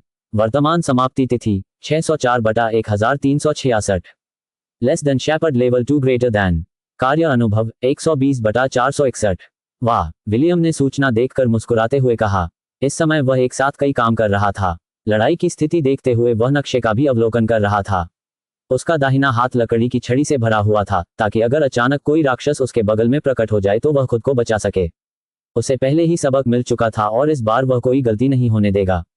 उसके और उसकी मां एला के पास सिर्फ एक ही जीवन था। सावधानी बरतना और हर काम धीरे धीरे करना ही सबसे अच्छा था। लेस देन प्राप्त अनुभव अंक 60 ग्रेटर दैन। लेस देन प्राप्त अनुभव अंक 60 ग्रेटर दैन। लेस देन प्राप्त अनुभव अंक 60 ग्रेटर दैन। लेस देन प्राप्त अनुभव अंक 60 ग्रेटर दैन। 13 और गोब्लिन को मारने के बाद विलियम को आखिरकार अपने स्टैट्स और जॉब लेवल में एक पायदान की बढ़त मिल गई। वर्तमान समाप्ति तिथि 18/2010। लेस देन चरवाहा स्तर 3 ग्रेटर दैन। नौकरी का अनुभव 439/880। हालांकि उसे ताकत बढ़ाने के लिए उन आंकड़ों को जोड़ने का मन कर रहा था, लेकिन वह जानता था कि अभी ऐसा करने का सही समय नहीं है। उसने अपने द्वारा प्राप्त 3 स्टेट पॉइंट को बुद्धि में डाल दिया और इससे उसे थोड़ा और आत्मविश्वास मिला। लेस देन शक्ति 0 ग्रेटर दैन। चपलता 0 जोड़ 1 ग्रेटर दैन। लेस देन जीवन शक्ति 1 जोड़ 1 ग्रेटर दैन। लेस देन बुद्धिमत्ता 17 जोड़ 1 ग्रेटर दैन। लेस देन निपुणता 0 ग्रेटर दैन। अपनी क्षमताओं को सुधारने के बाद विलियम ने अपने सभी उपलब्ध कौशल अंक वुल्फ्स एंड शीप्स क्लथिंग में लगा दिए। वह जानता था कि यह सबसे सुरक्षित निवेश था क्योंकि एला ही उसके लिए लड़ रही थी। वह जितनी मजबूत होती जाएगी, वह उतना ही सुरक्षित होता जाएगा। लेस देन भेड़ की खाल में भेड़िया 7/10 ग्रेटर दैन। निष्क्रिय झुंड के सभी आंकड़ों में 7 अंकों की वृद्धि करता है। अब मामा एला की बारी है। लेस देन शक्ति 2 ग्रेटर दैन। लेस देन चपलता 10 ग्रेटर दैन। लेस देन जीवन शक्ति 4 ग्रेटर दैन। लेस देन बुद्धिमत्ता 2 ग्रेटर दैन। लेस देन निपुणता 2 greater than.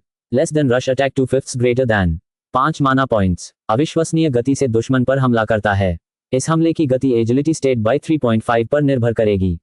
Less then horn assault 210 greater than.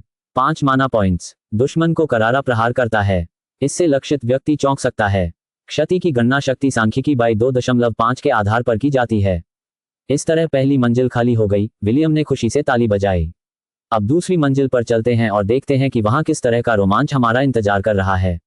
एला ने बच्चे के गाल चाटे। साफ तौर पर वह अच्छे मूड में थी। उसे महसूस हो रहा था कि वह मजबूत हो रही है। उसके लिए यह अच्छी बात थी। उसकी एकमात्र चिंता विलियम की सुरक्षा थी। मानो उसके मन की बात जान लेते हुए विलियम ने आगे बढ़कर उसकी गर्दन को गले लगा लिया। या चिंता मत करो माँ, मैं अपना ख्याल रखूंगा। मी या चलो दूसरी मंजिल पर चलते हैं। मी विलियम मुस्कुराते हुए एला की पीठ पर बैठा था। अंगोरियन बकरी अपने बच्चे को लिए हुए स्थिर कदमों से चलते हुए गोब्लिन क्रिप्ट की दूसरी मंजिल की ओर उतर रही थी। योजक चिन्ह योजक चिन्ह योजक चिन्ह योजक चिन्ह योजक चिन्ह। 9 साल रेत की घड़ी में रेत के कणों की तरह तेजी से बीत गए। विलियम के लिए वे 9 साल कई मुश्किलों से भरे थे, क्योंकि वह और एला जीवन और मृत्यु के बीच की पतली रेखा पर चल रहे थे। बेशक वह विजय की अंगूठी का उपयोग न करने और शांतिपूर्ण एवं स्थिर जीवन जीने का विकल्प चुन सकता था, लेकिन उसने वह रास्ता नहीं चुना। वह अपनी जवानी को खाने पीने और सोने के अलावा कुछ न करते हुए बर्बाद नहीं करना चाहता था। अपने दूसरे जीवन के प्रति विलियम की सोच काफी हद तक उन उपन्यासों के प्रभाव से बनी थी जो उसने पृथ्वी पर रहते हुए पढ़े थे। विलियम जानता था कि अगर उसने युवावस्था में ही मजबूत बनने का मौका नहीं लपका तो उसे जीवन भर इसका पछतावा रहेगा। लोंड के बाहरी इलाके के पास स्थित एक घाटी में सैकड़ों अंगोरियन बकरियां और भेड़ें शांति से चर रही थीं। उनसे कुछ ही दूरी पर एक 10 वर्षीय लड़का पेड़ की शाखा पर बैठा था। वह अपने झुंड की सुरक्षा के लिए किसी भी संभावित खतरे पर नजर रख रहा था। जब वह मुस्कुराते हुए अपने झुंड को देख रहा था तो हवा से उसके छोटे छोटे लाल बाल लहरा रहे थे। सैकड़ों अंगोरियन बकरियों के बीच उसके झुंड में केवल 50 ही थीं। बाकी बकरियों की देखभाल उसके जैसे 5 अन्य चरवाहे और प्रशिक्षु चरवाहे करते थे जो लोंड कस्बे में रहते थे। विल, एक किशोर लड़का दौड़कर उस पेड़ की ओर गया जहां विलियम आराम कर रहा था। तुम्हारे दादाजी तुम्हें ढूंढ रहे हैं। दादाजी, विलियम ने अपने दोस्त थियो की ओर देखा, जो लोंड के सबसे वरिष्ठ चरवाहे का बेटा भी था। क्या आपको पता है कि वह मुझे क्यों ढूंढ रहा है? विलियम ने पूछा। नहीं, थियो ने जवाब दिया। लेकिन वह ठीक नहीं लग रहा है। वह बहुत गुस्से में लग रहा है। विलियम ने माथे पर शिकन डाली। उसके दादाजी बहुत ही खुशमिजाज इंसान थे। बहुत कम चीजें उन्हें गुस्सा दिला सकती थीं। थियो के पास उनसे झूठ बोलने का कोई कारण नहीं था, इसलिए जागीर से दूर रहने के दौरान बूढ़े दादाजी के साथ कुछ न कुछ जरूर हुआ होगा। ठीक है, विलियम ने सिर हिलाया। क्या तुम मेरे जाने के दौरान मेरे झुंड की देखभाल कर सकते हो? अगर मैं अपनी ड्यूटी खत्म होने से पहले वापस नहीं आता तो उन्हें हमारे पारिवारिक बाड़े में वापस ले आना। क्या? लेकिन मुझे तो आज दोपहर दूसरों के साथ खेलना था। मैं तुम्हें सेब पाई का एक टुकड़ा दूंगा। 2 स्लाइस। ठीक है, विलियम मुस्कुराया। फिर उसने चरागाह में चर रहे जानवरों के झुंड को आवाज लगाई। माँ, चलो घर चलते हैं, दादाजी हमें बुला रहे हैं। मी 1.5 मीटर ऊंची एक अंगोरियन बकरी झुंड से निकलकर विलियम की ओर दौड़ी। लड़का डाल से कूदकर फुर्ती से अपनी बकरी एला की पीठ पर बैठ गया। दोनों जल्दी से अपने घर की ओर चल पड़े। विलियम को यह नहीं पता था कि एंसिवर्थ निवास के भीतर एक बड़ा तूफान पनप रहा था और यह सब उसी की वजह से था। चैप्टर 17। जैसे ही विलियम और एला अपनी जागीर के पास पहुंचे, उन्होंने दूर से एक आलीशान रथ देखा। उन्होंने लोंड में ऐसा रथ पहले कभी नहीं देखा था, इसलिए उन्होंने अनुमान लगाया कि उनके यहाँ सीमा के बाहर से मेहमान आए हैं। गाड़ी के ठीक बगल में 6 मीटर लंबा एक प्राणी खड़ा था। इस जानवर का सिर और पंख चील जैसे थे और शरीर शेर जैसा। विलियम के लिए पौराणिक कथाओं और किंवदंतियों से निकले इस प्राणी को पहचानना बहुत आसान था। एक ग्रिफॉन, विलियम ने बुदबुदाया जब एला उस जानवर के सामने रुककर उसे बेहतर ढंग से देखने लगी। अंगोरियन बकरी ने अपना सिर उठाया और ग्रिफॉन को घूरने लगी। ग्रिफॉन ने भी उसे घूर कर देखा। विलियम उसकी घमंडी और तेज आंखों में तिरस्कार देख सकता था। ऐसा लग रहा था मानो वे दोनों महज वहां से गुजरने वाले कीड़े मकोड़े हों और उसके ध्यान देने लायक न हों। चलो चलते हैं माँ, विलियम ने एला की गर्दन सहलाते हुए कहा। ये बस एक बड़ा सा चिड़िया है। मी, यह कोई पक्षी नहीं है माँ, यह एक चिड़िया है। मी, बर्ब उस पक्षी को कहते हैं जो पहचान के संकट से जूझ रहा हो। बकरी ने ग्रिफॉन को एक बार फिर देखा और सिर हिलाकर सहमति जताई। वह विलियम से सहमत थी कि यह प्राणी पक्षी नहीं बल्कि एक चिड़िया थी। चूंकि यह एक चिड़िया थी इसलिए उसे यह पता लगाने की कोशिश करने की जरूरत नहीं थी कि इसके पंजे की जगह पैर क्यों थे। स्पष्टतः ये पक्षी पहचान के संकट से जूझ रहा था। घर की ओर चलने से पहले बकरी ने ग्रिफॉन को दया भरी नजरों से देखा। मैं सहमत हूं माँ, ये पक्षी सचमुच दयनीय है। ग्रिफॉन एक बहुत ही बुद्धिमान प्राणी था। स्वाभाविक रूप से वह विलियम और एला की बातचीत समझ गया और इससे उसे बहुत गुस्सा आया। अगर वह गाड़ी से बंधा ना होता तो वह उन दोनों कीड़ों को कुचल चुका होता जिन्होंने दया भरी निगाहों से उसकी ओर देखने की हिम्मत की थी। क्रोध से भरे पेट के साथ ग्रिफॉन ने एक कान फाड़ देने वाली चीख मारी, लेकिन विलियम और एला ने उस पर ध्यान तक नहीं दिया। वे इस बात को लेकर ज्यादा उत्सुक थे कि उनका मेहमान कौन है। चूंकि वे ग्रिफॉन द्वारा खींची जाने वाली इतनी अद्भुत गाड़ी में सवार थे, इसलिए उनकी पहचान निश्चित रूप से असाधारण ही होगी। दादाजी, मैं वापस आ गया हूँ, विलियम ने दरवाजा खोलते हुए चिल्लाकर कहा। एला ने भी अपने आने की घोषणा की, जिससे बैठक में बैठे लोग आश्चर्य से उनकी ओर देखने लगे। सोफे पर 3 लोग बैठे थे और उनके पीछे 4 लोग खड़े थे। तीनों ने सुरुचिपूर्ण कपड़े पहने हुए थे, जबकि उनके पीछे खड़े चारों लोगों ने हल्के कवच पहने हुए थे। जेम्स, मोड्रेड और अन्ना इन मेहमानों के सामने बैठे थे। विलियम ने देखा कि उसके दादाजी का चेहरा वाकई ठीक नहीं था। वह उनके अंदर छिपे गुस्से को महसूस कर सकता था जो किसी भी क्षण फूट सकता था। विलियम, कृपया बैठ जाए, अन्ना ने मुस्कुराते हुए कहा। ये मेहमान ग्रिफिथ के डची से आए हैं। एना का लहजा तो विनम्र था, लेकिन विलियम को उसकी आवाज में सम्मान का कोई अंश महसूस नहीं हुआ। ऐसा लग रहा था मानो उसकी चाची इन लोगों को मेहमान नहीं, बल्कि अपने इलाके में घुसपैठ करने वाले कीड़े मकोड़े समझ रही हों। मोड्रेड ने अपना गला साफ किया और एक एक करके मेहमानों का परिचय कराया। ये महिला ग्रिफिथ की डचेस लेडी अगाथा हैं, मोड्रेड ने मुस्कुराते हुए कहा। और ये प्यारी सी युवती उनकी बेटी लेडी रेबेका हैं। फिर उसने अपनी निगाहें उस खूबसूरत महिला पर टिका दी जिसने एक सुरुचिपूर्ण हल्के नीले रंग का वस्त्र पहना हुआ था। उसके ठंडे चेहरे और निर्मल निगाहें किसी को भी समर्पण में सिर झुकाने पर मजबूर कर देती। ये महिला मिस्टी सेक्ट की वरिष्ठ सदस्यों में से एक हैं, लेडी एलेनोर। मोड्रेड मुस्कुराया। वे दूर दूर से सिर्फ तुमसे मिलने आई हैं, विलियम। ओह, विलियम ने अपनी भौहें उठाईं और एक एक करके मेहमानों का जायजा लिया। डचेस ऑफ ग्रिफिथ के लंबे हल्के भूरे बाल और हरी आंखें थीं। उन्हें सुंदर माना जा सकता था, लेकिन उनके चेहरे पर दिख रही स्पष्ट नाखुशी को देखकर विलियम को एक बुरी चुड़ैल की याद आ गई जो छोटे बच्चों को जहरीले सेब खिला रही हो। दूसरी ओर रेबेका की बेटी को देखकर विलियम की आंखों में स्नेह की लहर दौड़ गई। हालांकि वह पूरी तरह से निश्चित नहीं था, लेकिन उसने अनुमान लगाया कि उसकी उम्र लगभग विलियम की ही थी। उसके छोटे हल्के भूरे बाल, जो मुश्किल से उसके कंधों तक पहुंचते थे, रेशम की तरह मुलायम लग रहे थे। उसकी आंखें भी उसकी मां की तरह हल्के हरे रंग की थीं, लेकिन उस बुढ़िया की तुलना में उसकी आंखें चमकीली और साफ थीं। उसके प्यारे और मनमोहक होठों पर एक मुस्कान थी जिसने उसके पहले से ही खूबसूरत चेहरे को और भी आकर्षक बना दिया था। विलियम ने अपने सामने गुड़िया जैसी दिखने वाली लड़की को देखकर आह भरी। उसे इस बात में कोई संदेह नहीं था कि अगर वह लोलिकन होता तो उसने उसे अब तक अपने कमरे में बंद कर लिया होता और पालतू जानवर की तरह उसके साथ व्यवहार किया होता। जहां तक उस निर्मम सुंदरी की बात है जो उसे घूर रही थी, विलियम ने उसे एक पल के लिए भी नहीं देखा। हालांकि वह खूबसूरत थी, लेकिन लड़के को समझ आ गया था कि वह खतरे की साक्षात मूर्ति है। आप सभी को नमस्कार, विलियम ने मुस्कुराते हुए अभिवादन किया। मेरा नाम विलियम वॉन आइंसेवर्थ है, जिसे संक्षेप में विल कहते हैं, और मैं मध्य महाद्वीप का सबसे सुंदर 10 वर्षीय लड़का हूं। मैं दावे से कह सकता हूं कि आपको मुझसे अधिक सुंदर कोई नहीं मिलेगा। जहां तक महाद्वीप के अन्य लड़कों की बात है, विलियम ने तिरस्कार से अपने होंठ सिकोड़ लिए। ये सभी लोग दूसरे स्थान के लिए ही लड़ सकते हैं। विलियम की इस बेशर्म घोषणा के बाद कमरा अचानक शांत हो गया। यहां तक कि गुस्सैल बुढ़िया और निर्मम सुंदरी भी विलियम को अचंभित चेहरों से देखने लगी। इससे विलियम के चेहरे पर मुस्कान और चौड़ी हो गई। स्पष्ट रूप से वह इस परिणाम से बहुत संतुष्ट था। अचानक जेम्स की जोरदार हंसी से सन्नाटा टूट गया। हा, मेरे पोते से यही उम्मीद थी। जेम्स ने ताली बजाई। उसके अंदर दबा हुआ सारा गुस्सा हवा में गायब हो गया और उसकी आंखें चांद की तरह चमक उठीं। बिल्कुल आइंसेवर्थ होने लायक। विलियम ने अपने बालों को झटका दिया और एक शानदार मुस्कान बिखेरी। उसने छोटी गुड़िया को मुझे पता है तुम मुझे पसंद करती हो वाला भाव भी दिया। क्योंकि विलियम अभी अभी चरागाह से आया था, इसलिए उसके कपड़े गंदे थे।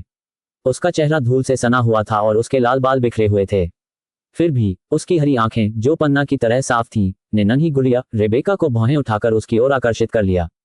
पहली छाप के लिए इतना काफी होना चाहिए, विलियम ने सोचा। अगर मैं गलत नहीं हूं तो यह नन्ही लोली मेरी मंगेतर होनी चाहिए। दादाजी से जैसी उम्मीद थी, उन्होंने वाकई बहुत अच्छा काम किया है।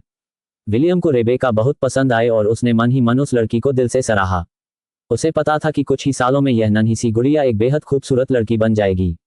विलियम के अनुसार उससे शादी करना कोई बुरा विचार नहीं था।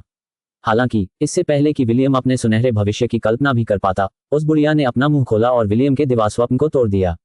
चूंकि आप लोग यहाँ आ ही गए हैं तो चलिए सीधे मुद्दे पर आते हैं, अगाथा ने व्यंग्य भरे लहजे में कहा। हम यहाँ मेरी बेटी और इस निकम्मे गंदे लड़के के बीच हुए विवाह समझौते को तोड़ने आए हैं। चैप्टर 18। तुम्हारी हिम्मत कैसे हुई? जेम्स गुस्से से भड़क उठा। तुम्हारी हिम्मत कैसे हुई मेरे पोते को नालायक कहने की? पिताजी कृपया शांत हो जाए, मोड्रेड ने अपने पिता को कसकर गले लगा लिया। उसे डर था कि अगर बूढ़े ने सचमुच अपना पूरा जोर लगा दिया तो डचेस की गर्दन धड़ से अलग हो जाएगी। अपने स्वामियों के पीछे खड़े पहरेदारों ने अपनी तलवारें निकाली और दोनों पक्षों के बीच खड़े हो गए। माफ कीजिए लॉर्ड एंसेवर्थ, अगाथा ने हल्के से झुकते हुए उत्तर दिया। यद्यपि मैंने आपके परिवार को नाराज किया है, लेकिन मैं अपनी बेटी को आपके पोते से शादी करने की अनुमति नहीं दूंगी, भले ही यह मेरे पति के पिता द्वारा तय किया गया हो। वो कमीना कहाँ है? जेम्स ने पूछा। उसे यहाँ लाओ, मैं उससे जानना चाहता हूँ कि वो हमारे समझौते से पीछे क्यों हट रहा है। बूढ़े ड्यूक दक्षिण में रेगिस्तान की खोजबीन करने गए हैं, अगाथा ने उत्तर दिया। मुझे डर है कि इस समय उनसे संपर्क करना असंभव होगा। जेम्स ने तिरस्कार भरी हंसी हंसते हुए कहा, मैं समझ गया। तो आपने उसके अनुपस्थित रहने का फायदा उठाकर यह सगाई तोड़ दी। संक्षेप में, उसे आपके कार्यों की जानकारी नहीं है, क्या मैं सही कह रहा हूँ लेडी अगाथा? हाँ, बूढ़े ड्यूक को मेरी हरकतों की जानकारी नहीं है, अगाथा ने स्वीकार किया। उसके रुख से साफ था कि वह पीछे हटने वाली नहीं थी। अपने पति के पिता के डची से दूर रहने के दौरान वह शादी के समझौते को तोड़ने पर तुली हुई थी। वाह वाह वाह, जेम्स ने सामने खड़ी महिला को घूरते हुए कहा। यह सोचकर ही निराशा होती है कि एक छोटी सी बैरोनेस ड्यूक से शादी करने के बाद ऐसा व्यवहार करेगी। वाकई बहुत निराशाजनक। तो क्या आपके पति भी इससे सहमत हैं? मेरे पति भी यही राय रखते हैं। अगाथा ने अपना सिर ऊपर उठाया। ग्रिफिथ के वर्तमान ड्यूक इस तयशुदा शादी को मान्यता नहीं देते।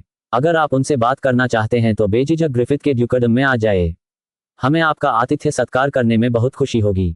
आतिथ्य? जेम्स ने ताना मारा। तुम्हारे जैसी कुतिया और उस कमीने को अपनी गर्दनें धो लेनी चाहिए।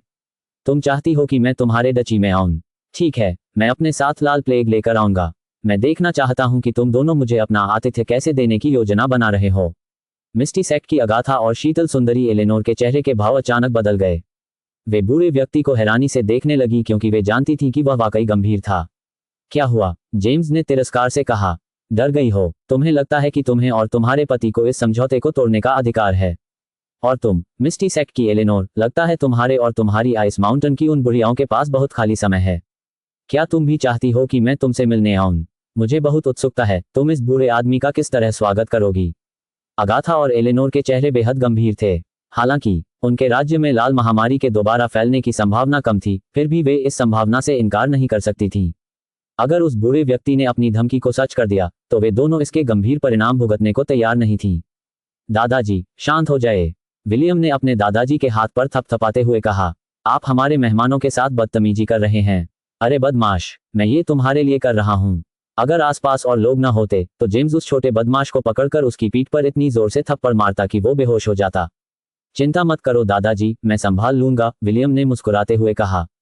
बस शांत हो जाए, मैं नहीं चाहता कि आपको दिल का दौरा पड़ जाए। ये जोखिम लेने लायक नहीं है। चाची, क्या आप दादाजी को उनके कमरे में ले जा सकती हैं? मैं फिलहाल मेहमानों का ख्याल रख लेता हूँ। इना ने अपने भतीजे को प्रशंसा भरी निगाहों से देखा और सिर हिलाया। पिताजी, चलिए चलते हैं। मुझे पूरा यकीन है कि विलियम इन उपद्रवियों से निपट लेगा, मेरा मतलब है हमारे मेहमानों से। जेम्स ने नाक सिकुड़ी और गुस्से में बैठक से बाहर चला गया। मोड्रेड ने आह भरी और अपने भतीजे को अपने पास बैठने का इशारा किया। ये देखकर कि खतरनाक स्थिति शांत हो गई है, चारों गार्डों ने अपने हथियार म्यान में रख लिए और अपने मालिकों के पीछे खड़े हो गए। ठीक है, तो तुम यहाँ शादी का समझौता तोड़ने आए हो? विलियम ने सिर हिलाया। क्या तुम मुझे वजह बता सकते हो? अगाथा ने अपने सामने खड़े लड़के को हैरानी से देखा। उसका व्यवहार किसी 10 वर्षीय बच्चे जैसा नहीं था। हालांकि उसे ऐसा नहीं लग रहा था कि वह किसी वयस्क से बात कर रही है, फिर भी उसे लगा कि बातचीत की पहल करने वाला लड़का बच्चा नहीं था। मुझे आपके प्रश्न का उत्तर देने दीजिए, एलेनोर ने उत्तर दिया। रेबेका एक विलक्षण प्रतिभा है, ऐसी प्रतिभा जो हर 200 वर्षों में एक बार ही पैदा होती है। उसकी गुरु होने के नाते मैं अपनी शिष्या को किसी साधारण व्यक्ति से विवाह करने की अनुमति नहीं दे सकती। आहा, मैं समझ गया, विलियम ने सिर हिलाया। बिल्कुल समझ में आ गया। क्या तुम सहमत हो? एलेनोर ने भौहें चढ़ाते हुए पूछा। क्या तुम इस बात से सहमत हो कि तुम मेरे शिष्य बनने के योग्य नहीं हो? आप गलत हैं, विलियम ने सिर हिलाया। मैं आपकी बात समझता हूं, लेकिन मैं इससे सहमत नहीं हूं।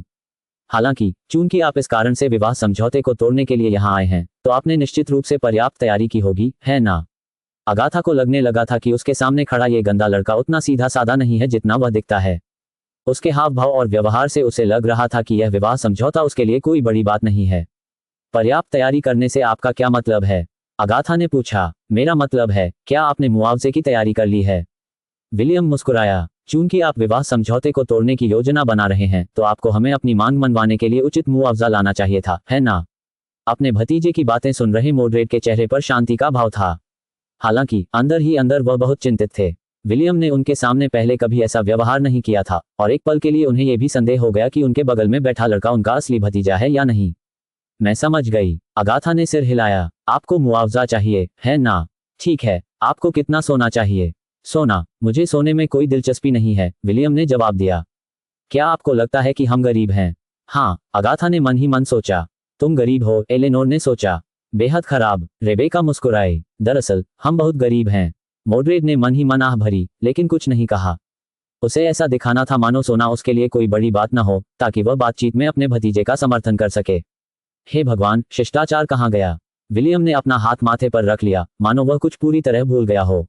आंटी हेलेन, कृपया हमारे मेहमानों को चाय परोसिए। लीजिए, ये खास पत्तियां जो मैंने घर लौटते समय तोड़ी थी, इस्तेमाल कीजिए। विलियम ने निर्लज्जतापूर्वक अपने कपड़ों पर चिपकी पत्तियों और घास को एक एक करके उठाया। उसने घाटी में सोते समय अपने सिर पर गिरी पत्तियों को भी नहीं छोड़ा। जैसा आप चाहें, स्वामी जी, परिवार की नौकरानी हेलेन ने मुस्कुराते हुए पत्ते लिए। फिर वह अपने मेहमानों के लिए विशेष चाय बनाने के लिए रसोई की ओर चल पड़ी। चिंता मत कीजिए, चाय थोड़ी देर में परोसी जाएगी, विलियम ने अपने मेहमानों को मुस्कुराते हुए कहा। मैं आप सभी को अपनी मेहमान नवाजी दिखाना चाहता हूँ। मोड्रेड ने अपनी निगाहें हटा लीं और हल्की सी खांसी की। हालांकि वह गरीब था, लेकिन उसमें इतनी बेशर्मी नहीं थी कि वह घाटी में लोंड की बकरियों द्वारा चरने वाली जंगली घासों से बनी चाय परोसे। अगाथा और एलेनोर ने अपने चेहरे पर घृणा का भाव छिपाने की पूरी कोशिश की। उन्हें विश्वास ही नहीं हो रहा था कि विलियम ने उन्हें जंगली घास से बनी चाय पिलाने की हिम्मत कैसे की। यह उनके लिए एक करारा तमाचा था और इससे वे गुस्से से आग बबूला हो गईं। दूसरी ओर रेबेका विलियम को मनोरंजक ढंग से देख रही थी। उसे विवाह समझौते की कोई परवाह नहीं थी और वह अपने मंगेतर के बारे में ज्यादा नहीं सोचती थी। हालांकि जितना अधिक वह विलियम को देखती, वह उसकी नजरों में उतना ही आकर्षक होता जाता। चैप्टर 19। ये लीजिए, छोटे मालिक, हेलेन ने विलियम के सामने चाय परोसते हुए कहा। धन्यवाद, आंटी हेलेन, विलियम ने जवाब दिया। मैंने थियो से वादा किया था कि मैं उसे सेब पाई के 2 टुकड़े दूंगा। कृपया जब वह बाद में हमारी भेड़ें लौटाने आए तो उसे दे देना। समझ गई, हेलेन ने सिर हिलाया और बैठक से बाहर चली गई। विलियम ने चाय का कप उठाया और मेहमानों की ओर देखने से पहले एक घूंट लिया। तो चलिए, अब काम की बात करते हैं। विलियम मुस्कुराया। तो आपने हमारे परिवार को ये सगाई तोड़ने के लिए रिश्वत देने के लिए किस तरह का मुआवजा तैयार किया है? जैसा कि मैंने पहले कहा था, हमें सोने की जरूरत नहीं है। हम गरीब नहीं हैं। चर्चा शुरू करने की पहल करने से पहले अगाथा ने एलेनोर की ओर एक नजर डाली। तो फिर तुम क्या चाहती हो? अगाथा ने पूछा। खजाने, कलाकृतियां, विलियम ने उत्तर दिया। जब तक उसका कोई मूल्य है, मैं उसे ले लूंगा। एलेनोर ने अपने भंडारण वलय से एक छोटा सा डिब्बा निकाला और विलियम को दिखाया। इस दुनिया में धनी और प्रभावशाली लोग ही इन जादुई कलाकृतियों को खरीद सकते थे, जो वस्तुओं को एक अलग आयाम में संग्रहित करने में सक्षम थीं। विलियम के ज्ञान के अनुसार महाद्वीप में सबसे अच्छे भंडारण कक्ष की अधिकतम क्षमता केवल 2 वर्ग मीटर थी। हालांकि इससे सामान ले जाना आसान हो जाता था, लेकिन जगह काफी सीमित थी। एलेनोर ने डिब्बा खोला और उसके अंदर की चीजें विलियम को दिखाईं। इसे विकास की गोली कहते हैं, एलेनोर ने समझाया। ये बहुत महंगी गोली है, जिसकी कीमत 2000 सोने के सिक्कों के बराबर है। अगर आप इस विवाह समझौते को तोड़ने के लिए सहमत होते हैं, तो मैं यह आपको दे दूंगी। तुम चाहते हो कि मैं सिर्फ 2000 सोने के सिक्कों की कीमत वाली एक गोली के लिए शादी का समझौता तोड़ दूं? विलियम ने व्यंग्य भरे लहजे में पूछा। फिर उसने रेबेका की ओर देखा और मुस्कुराया।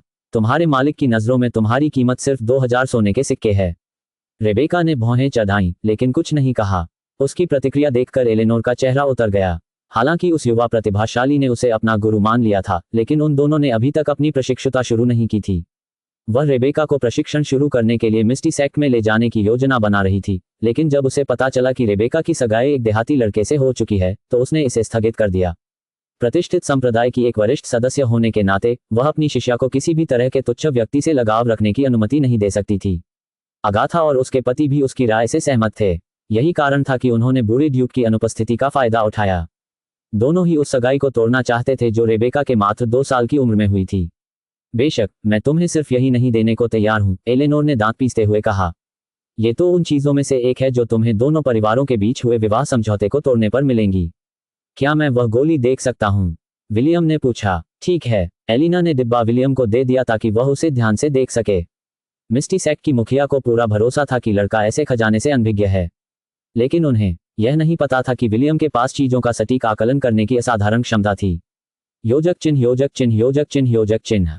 विकास की गोली। इस गोली का सेवन करने पर ये सभी आंकड़ों को स्थायी रूप से एक अंक से बढ़ा देगी। योजक चिन्ह योजक चिन्ह योजक चिन्ह योजक चिन्ह योजक चिन्ह। विलियम ने नाक सिकुड़ी और बिना किसी औपचारिकता के अपनी माँ एला को पास आने का इशारा किया। मम्मी, ये तो बहुत बढ़िया चीज है। विलियम मुस्कुराया। मी, इसे आजमाओ माँ। विलियम ने गोली एला के मुंह में रख दी, जिससे अगाथा, एलेनोर और उनके पीछे खड़े चारों गार्ड चौंक गए। अंगोरियन बकरी ने गोली चबाई और आश्चर्य से उसकी आंखें चौड़ी हो गईं। क्या यह अच्छा है? विलियम ने पूछा। मी, बस ठीक ठाक। एला ने सहमति में सिर हिलाया। हालांकि गोली ने उसके सभी आंकड़े एक अंक बढ़ा दिए थे, लेकिन उसका स्वाद उसे पसंद नहीं आया। तुमने ये क्या कर दिया? एलेनोर को अपनी आंखों पर विश्वास नहीं हो रहा था। लड़के ने सचमुच बकरी को विकास की गोली खिला दी। संसाधनों की कितनी बर्बादी है। चारों गार्डों ने विलियम को घूर कर देखा। उनका दिल दुख रहा था क्योंकि एक ग्रोथ पिल की कीमत 5000 सेक्ट क्रेडिट थी। मिस्टी सेक्ट में इसे लेने के लिए उन्हें 2 साल तक मेहनत करनी पड़ी थी। क्या हुआ? विलियम ने पलटकर पूछा। ये तो बस एक सस्ती सी ग्रोथ पिल है। चिंता मत करो, क्योंकि मैंने इसे पहले ही इस्तेमाल कर लिया है, इसलिए आप इसे मुझे दिए जाने वाले मुआवजे की सूची से घटा सकते हैं। एलेनोर गुस्से से फूल रही थी। विकास की गोली रेबेका को उपहार में देनी थी। उस नाजायज बेटे को विवाह समझौते को रद्द करने के लिए राजी करने के लिए उसने समझौता करने का फैसला किया और उसे ही गोली दे दी। हालांकि उसे ये देखकर गुस्सा आ गया कि वह उसके खजाने को एक मिठाई की तरह समझ रहा था। एलेनोर के चेहरे के भाव देखकर अगाथा ने हस्तक्षेप करने का फैसला किया और अपने ही भंडारघर के छल्ले से एक खजाना निकाला। ये लो, यह एक जादुई छड़ी है, अगाथा ने समझाया। भले ही तुम्हारे पास जरा भी जादुई शक्ति न हो, लेकिन तुम इसे उन लोगों को दे सकते हो जो तुमसे अधिक प्रतिभाशाली हैं। विलियम ने अगाथा के शब्दों में छिपे उपहास को नजरअंदाज कर दिया और उसके हाथ से जादुई छड़ी ले ली। योजक चिन्ह योजक चिन्ह योजक चिन्ह योजक चिन्ह। कांस्य शिक्षण स्टाफ। ये छड़ी जादूगरों के प्रशिक्षुओं के लिए उपयुक्त है। बुद्धि में 3 की वृद्धि होती है। योजक चिन्ह योजक चिन्ह योजक चिन्ह योजक चिन्ह योजक चिन्ह। विलियम ने भौहें चढ़ाकर छड़ी अगाथा को लौटा दी और कहा, माफ कीजिए, मुझे इस सस्ती जादुई छड़ी में कोई दिलचस्पी नहीं है। क्या आपके पास इससे बेहतर कुछ है? सस्ती? ये लाठी तो 1000 सोने के सिक्कों के बराबर है। अगाथा ने लगभग अपने हाथों में पकड़ी लाठी से लड़के के सिर पर वार कर दिया। उसे विश्वास नहीं हो रहा था कि एक मामूली चरवाहा इसे सस्ती कह सकता है। मुझे घटिया चीजों में कोई दिलचस्पी नहीं है, विलियम ने कंधे उचकाते हुए कहा। ओह, लोग कहते हैं कि आप एक जीनियस हैं। क्या आप जादूगर हैं? हाँ, रेबेका ने उत्तर दिया। क्या आपके पास कोई जादुई छड़ी है? मैं करता हूँ, मुझे दिखाओ। रेबेका ने कुछ देर सोचा और अनिच्छा से अपनी जादुई छड़ी निकाली। कांस्य विद्या की छड़ी के विपरीत रेबेका के हाथ में मौजूद छड़ी गहरे नीले रंग की थी। इसे भाला भी कहा जा सकता था, लेकिन नुकीले ब्लेड की जगह गुलाब के आकार का एक बड़ा बैंगनी क्रिस्टल इसके सिरे पर सुशोभित था। विलियम की आंखें चमक उठी क्योंकि वह समझ गया था कि यह छड़ी उस कांस्य छड़ी की तुलना में कहीं बेहतर थी जिसका उसने पहले मूल्यांकन किया था। क्या मैं इसे छू सकता हूँ? चिंता मत करो, मैं इसे तोड़ूंगा नहीं, विलियम ने अपनी छाती थपथपाते हुए कहा। मैं बस इसे करीब से देखना चाहता हूँ। बहुत अच्छा, लेकिन आप इसे केवल आधे मिनट के लिए ही पकड़ सकते हैं, रेबेका ने कहा। ये छड़ी 20,000 सोने के सिक्कों के बराबर है। 20,000 सोने के सिक्के? क्या यह इतना महंगा है?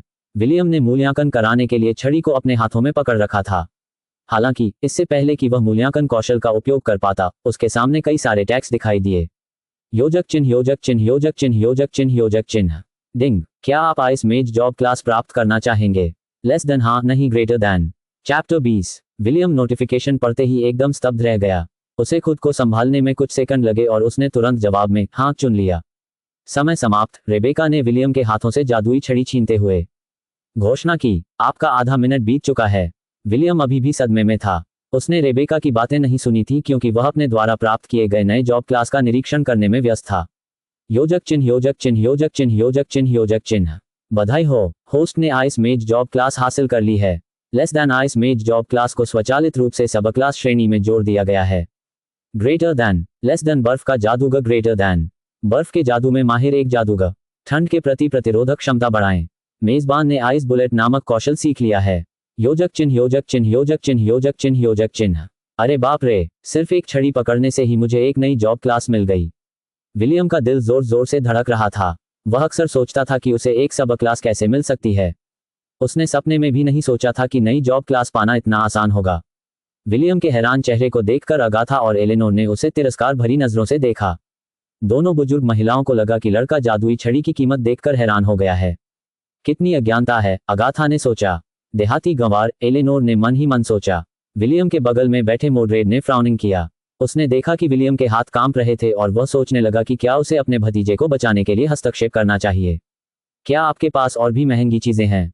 विलियम हकलाते हुए बोला, मैंने अपनी जिंदगी में पहली बार इतनी अद्भुत चीज को हाथ में लिया है। अगर आप मुझे इसी तरह की कम से कम 5 चीजें दिखा सकें तो मैं ये तयशुदा शादी रद्द करने के लिए राजी हो जाऊंगा। सिर्फ तुम्हें दिखाऊं? अगाथा ने पूछा। तुम इसे लोगे नहीं? मैं इसे नहीं लूंगा, विलियम ने अपनी उत्तेजना को काबू में रखते हुए जवाब दिया। मैं बस इसे उसी तरह पकड़ना चाहता हूं जैसे मैंने उस लाठी को पकड़ा था। अगर हम ऐसा करते हैं तो क्या आप सचमुच विवाह समझौते को रद्द करने के लिए सहमत होंगे? एलेनोर ने पूछा। यही उनके आने का कारण था। अगर वह लड़के से समझौते को अस्वीकार करने वाला पत्र लिखवा लेती तो बूढ़े ड्यूक को कुछ भी गलत नहीं लगता। जी हाँ, लेकिन गुणवत्ता समान या उससे बेहतर होनी चाहिए, विलियम ने उत्तर दिया। मैं घटिया सामान स्वीकार नहीं करूंगा। अगाथा और एलेनोर ने एक दूसरे की ओर देखा और एक साथ सिर हिलाया। उन्होंने अपने भंडार घरों से सबसे महंगी वस्तुएं निकाली और विलियम के सामने ढेर कर दी। लड़के ने अपने सामने मौजूद सभी खजानों को देखा और उसकी आंखें उत्साह से चमक उठीं। योजक चिन्ह, योजक चिन्ह, योजक चिन्ह, योजक चिन्ह। डिंग। क्या आप फायर मेज जॉब क्लास प्राप्त करना चाहेंगे? डिंग। क्या आप वाटर मेज जॉब क्लास प्राप्त करना चाहेंगे? डिंग। क्या आप अर्थ मेज जॉब क्लास प्राप्त करना चाहेंगे? डिंग। क्या आप विंड मेज जॉब क्लास प्राप्त करना चाहेंगे? एलेनोर द्वारा प्रस्तुत सभी वस्तुएं विभिन्न तत्वों की जादुई छड़ें थीं। चूंकि वह एक जादूगरनी थी इसलिए उसके सभी खजाने जादू से संबंधित थे। विलियम के हाथों में हर वस्तु के साथ उसकी सांसें तेज होती जा रही थीं। उसकी आंखें भी लाल हो गईं, जिससे एलेनोर बहुत खुश हुई। उसने सोचा कि लड़के को आखिरकार एहसास हो गया है कि वह कुएं की तलहटी में बैठा एक मेढक है। एक मेढक हंस को खाने की कोशिश कर रहा है। एलेनोर मन ही मन हंस पड़ी। देखो हमारे सामाजिक स्तर में कितना फर्क है। अब अपने दिवास्वप्न से बाहर आ जाओ, देहाती। एलेनोर से प्राप्त जादुई हथियारों का निरीक्षण पूरा करने के बाद विलियम ने अपना ध्यान अगाथा के संग्रह से प्राप्त हथियारों की ओर मोड़ दिया। योजक चिन्ह, योजक चिन्ह, योजक चिन्ह, योजक चिन्ह। डिंग। क्या आप स्वॉर्ड्समैन जॉब क्लास प्राप्त करना चाहेंगे? डिंग। क्या आप आर्चर जॉब क्लास प्राप्त करना चाहेंगे? डिंग। क्या आप स्पीयरमैन जॉब क्लास प्राप्त करना चाहेंगे? डिंग। क्या आप मोंक जॉब क्लास प्राप्त करना चाहेंगे? डिंग। क्या आप चोर की जॉब क्लास प्राप्त करना चाहेंगे? योजक चिन्ह, योजक चिन्ह, योजक चिन्ह, योजक चिन्ह। विलियम का शरीर आनंद से कांप उठा। उसकी सांसें अब तेज हो गई थीं, मानो वह थकान के कारण किसी भी समय बेहोश हो जाएगा। विलियम, क्या तुम ठीक हो? मोड्रेड ने पूछा। वह अपने भतीजे की वर्तमान स्थिति को लेकर बहुत चिंतित था। मैंने अपनी जिंदगी में कभी इतना अच्छा महसूस नहीं किया, विलियम ने भारी स्वर में उत्तर दिया। वह एक कदम पीछे हटा और लगभग सोफे पर गिर पड़ा। सौभाग्य से मोड्रेड उस पर पूरा ध्यान दे रहा था और समय रहते उसे संभालने में कामयाब रहा। क्या आप संतुष्ट हैं? अगाथा ने पूछा। क्या आप हमारे समझौते का पालन करेंगे? जी, विलियम ने जवाब दिया। वह अभी भी उस उत्साह से उबर नहीं पाया था जो उसने पहले महसूस किया था। मैं इस विवाह समझौते को रद्द करने के लिए सहमत हूं। हमें आपसे एक पत्र लिखवाने की जरूरत है और उस पर आपके हस्ताक्षर भी होने चाहिए, एलेनोर ने बीच में कहा। ऐसा नहीं है कि हमें आप पर भरोसा नहीं है, लेकिन इस बात को ठीक से दर्ज करना जरूरी है। समझ गया, विलियम ने सिर हिलाया और कागज और स्याही मांगी। इसके बाद उन्होंने एक पत्र लिखकर कहा कि वे अपने दादा और रेबेका के दादा के बीच तय किए गए विवाह से सहमत नहीं हैं। विवाह समझौते को रद्द करने का कारण उन्होंने ये बताया कि रेबेका उनके लिए उपयुक्त नहीं थी। उसने कहा कि चूंकि वह महाद्वीप का सबसे सुंदर लड़का था, इसलिए यह स्वाभाविक ही था कि उसकी जोड़ी किसी ऐसी लड़की से बने जो इतनी खूबसूरत हो कि राष्ट्रों को भी गिरा दे। साथ ही वह रेबेका के स्तनों के आकार में वृद्धि को लेकर आशावादी नहीं था। विलियम को लगता था कि लड़की के वयस्क होने पर उसके स्तनों का आकार केवल बी कप ही रह जाएगा। उसने विनम्रतापूर्वक ये भी कहा कि यदि उसकी मुख्य पत्नी रेबेका को अपने हरम में स्वीकार करने के लिए सहमत हो जाती है तो वह उसे अपनी रखेल बनाने पर विचार कर सकता है। जब अगाथा और एलेनोर ने विलियम का पत्र पढ़ा तो दोनों गुस्से से मानो खून थूक बैठी। विलियम ने रेबेका को अपनी मंगेतर बनने के योग्य न बताने के लिए शिकायतों की एक लंबी सूची तैयार की थी, न कि इसके विपरीत। अगाथा के मन में तो उस छोटे कमीने के टुकड़े टुकड़े करके उसका मांस खाने और उसका खून पीने का भी ख्याल आया। उसे अपने जीवन में इतना गुस्सा कभी नहीं आया था और इस गुस्से ने उसे लगभग पागल कर दिया था। चूंकि मैंने पत्र लिख दिया है तो आप सभी को चले जाना चाहिए, विलियम ने उन उपद्रवियों को भगाते हुए कहा। कहीं आप हमारे साथ रात का खाना खाने के लिए रुकने की योजना तो नहीं बना रहे? खैर, मुझे लगता है कि हम आपको थोड़ा दलिया दे सकते हैं क्योंकि आइंसवर्थ परिवार का दिल बड़ा है। मैं नहीं चाहता कि ऐसी अफवाहें फैलें कि हमने अपने मेहमानों के साथ ठीक से व्यवहार नहीं किया। अगाथा अपनी बेटी को घसीटते हुए सामने के दरवाजे की ओर ले गई क्योंकि उसे डर था कि अगर वह एक पल भी और रुकी तो वह उस छोटे कमीने के टुकड़े टुकड़े कर देगी। एलेनोर भी बिना कुछ कहे चली गई क्योंकि उसने अपने जीवन में कभी इस तरह का अपमान नहीं सहा था। वह मिस्टी संप्रदाय की वरिष्ठ सदस्य थी और जहां भी जाती थी उसका सम्मान किया जाता था। उसने मन ही मन विलियम को कोसा और भविष्य में बदला लेने का निश्चय भी कर लिया। रेबेका ने पत्र की सामग्री नहीं देखी थी और आज्ञाकारी होकर अपनी मां के पीछे पीछे गाड़ी में चली गई। उसने सोचा कि विलियम एक दिलचस्प लड़का तो है, लेकिन उसका मंगेतर बनने के लायक नहीं। अगर रेबेका को पता होता कि उस दिलचस्प लड़के ने अपने पत्र में क्या लिखा है, तो शायद वह अपने कर्मचारियों को बुलाकर उसका तब तक जमकर शोषण करती जब तक कि वह खून के आंसू न बहाने लगे।